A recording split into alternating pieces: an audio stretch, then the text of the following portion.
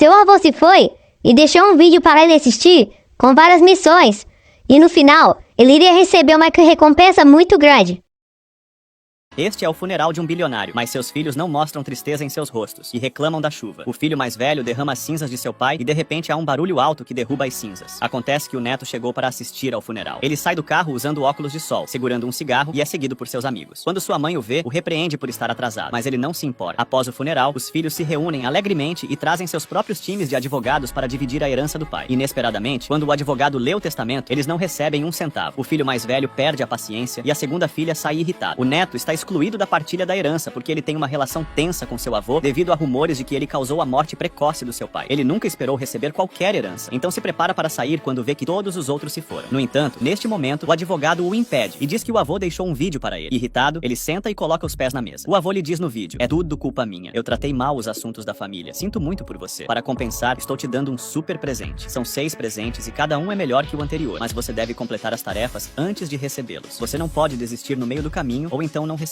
nada." O mordomo entrega a Jason uma passagem de avião para o campo ao ouvir que ele precisa completar tarefas. Jason está prestes a desistir, mas quando volta para casa, conta à namorada sobre isso e ela o encoraja dizendo que ele pode ganhar muito dinheiro. Jason pensa: quem não gostaria de ter dinheiro tão cedo na vida? Na manhã seguinte, ele vai para o aeroporto. Seguindo as instruções, desce do avião e lá está o amigo do vovô, Nick, que o pega e o leva para uma fazenda. No dia seguinte, Jason se recusa a sair da cama, mas Nick dá um jeito de acordá-lo.